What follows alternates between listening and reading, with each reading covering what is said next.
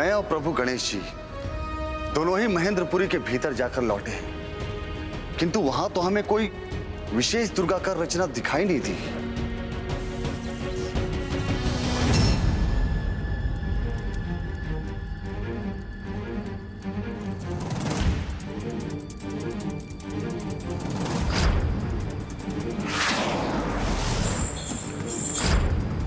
जो केवल माया को ही अपना अस्त्र और कवच दोनों मानते हैं, वो ऐसे किसी दुर्ग का निर्माण नहीं करते, किंतु उनका यही मिथ्या आत्मविश्वास ही उनका सबसे बड़ा शत्रु बनेगा। उचित कहा तुमने अनुज गणेश। उन्हें यह भी विश्वास अवश्य होगा कि वो अपनी माया का प्रयोग करके कभी भी और कहीं भी सफलता प्राप्त कर सकते हैं, इसीलिए वो अपनी नगरी के भीतर तो नहीं रहेंगे, अपितु वो बाहर निकलकर हम पर आक्रमण अवश्य करेंगे। इस समय भी वो अवश्य किसी योद्धा को यहां भेजने का ही विचार कर रहे होंगे।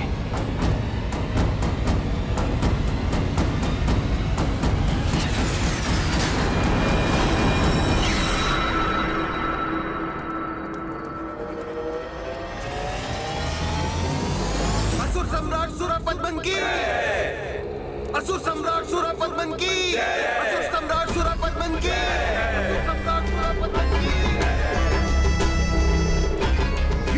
करनी चाहिए हमें, नहीं हमें प्रतीक्षा नहीं, आक्रमण करना चाहिए।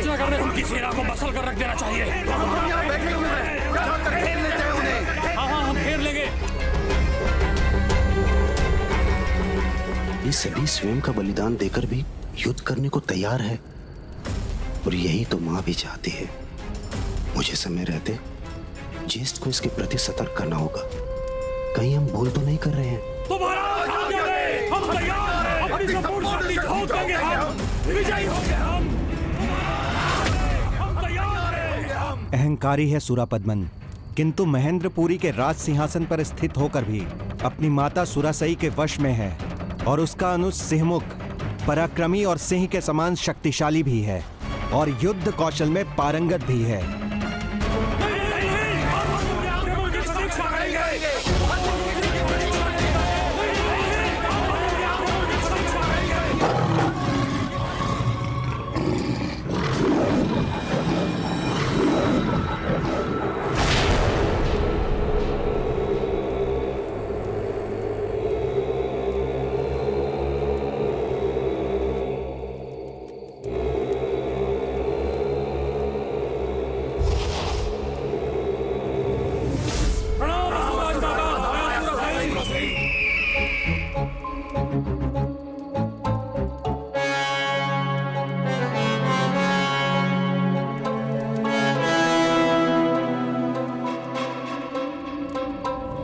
अधर्मियों और पापियों के अनुसार उनका अहंकार ही उनका सबसे बड़ा आभूषण होता है, और अहंकार में डूबा हुआ व्यक्ति अपने समक्ष सभी को तुच्छ मानता है। इसीलिए वो अहंकारी अधर्मी असुर सम्राट युद्ध के प्रथम दिवस पर स्वयं तो रणभूमि में कदापि नहीं उतरेगा, और न ही अपने उस अनुज को भेजेगा। तो फिर ऐसा कौन है जिसे वो भेज सकता है?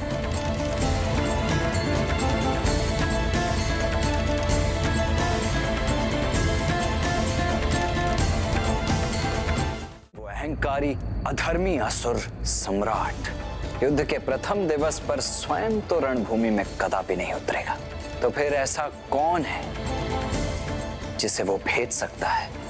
उन असुर भ्राताओं के अनेक पुत्र हैं, उनमें से कोई भी युद्ध के लिए आ सकता है प्रभु। गजमुखन का पुत्र अग्निमुख भी हो सकता है, जो श्रेष्ठ योद्धा भी है और आपसे प्रतिशोध के लिए लालायत भी है, क्योंकि आपने उसके पिता का वध किया था। हे राजमाता सुरासई, यदि आप ये निर्णय ले रही हैं कि युद्ध करने का पहला अवसर किस असुर योद्धा को मिलना चाहिए, तो वो मैं ही हूँ, अग्निमुख। अग्निमुख।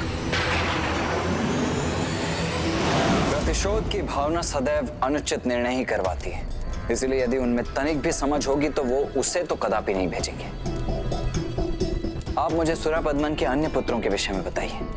उनके चारों पुत्रों को धर्म संस्कार सिखाने का बहुत प्रयास किया मेरी पुत्री ने, किंतु उन पर असुरों का प्रभाव सशक्त था।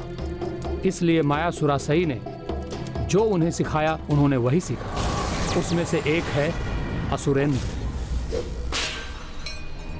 राजमाता।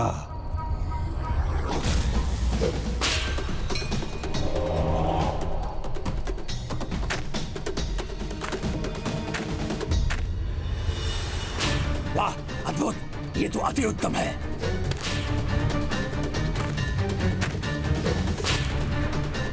प्रतिशोध तो मुझे भी लेना है अपने चाचा गजमुखन का।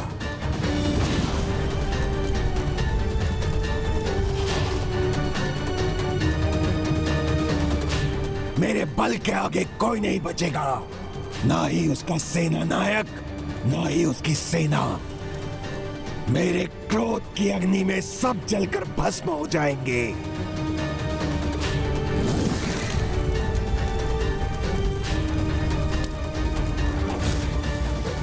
ये तो अत्यंत विनाशकारी है।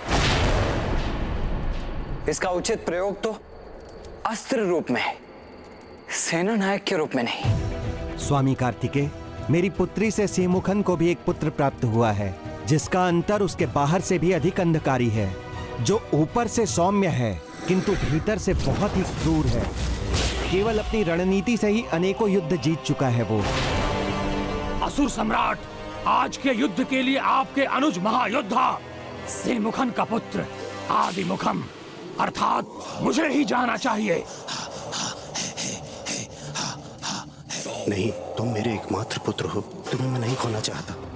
और ये केवल इसलिए नहीं कि मैं युद्ध कौशल में पारंगत हूँ। मेरे जाने का एक और भी कारण है। राजमाता सुरासई के 3 पुत्रों में से एक चाचा गजमुखन ने युद्ध में अपने प्राणों का बलिदान दिया। शत्रु ने छल से उनका वध किया। फिर आपके पुत्र और मेरे भ्राता सुदमुखम को यह अवसर प्राप्त हुआ, किंतु दुर्भाग्यवश कार्तिकेय दूत वीर बाहु ने उसका अंत कर दिया।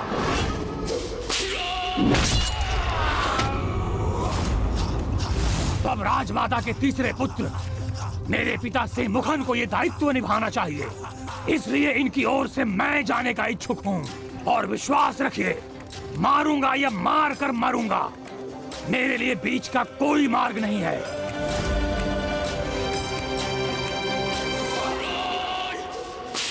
मैंने अभी भी कुछ न बोला तो मेरा पुत्र माता सुरासई की महत्वाकांक्षा की बलि चढ़ जाएगा।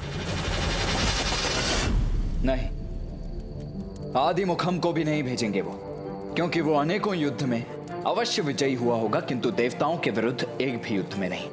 और वो अवश्य ही किसी ऐसे योद्धा का चुनाव करेंगे जिसका देवताओं के विरुद्ध कोई अनुभव रहा हो। अब चाहे वो किसी का भी चुनाव क्यों ना करें, वो किसी को भी क्यों ना भेज दें, हमें अपनी युद्ध की रणनीति स्पष्ट कर लेनी चाहिए।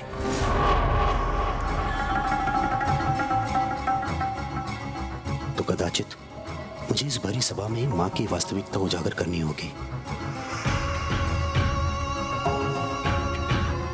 माता, माता वो बताओ कहाँ है वो?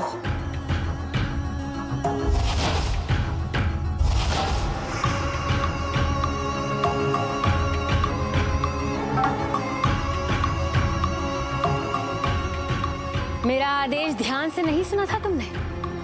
मैंने अपने सभी पुत्रों को बुलाने के लिए कहा था, तो भानुगोपन क्यों नहीं है यहाँ? कहाँ है वो? कहाँ है वो? कहाँ है वो? कहाँ है वो?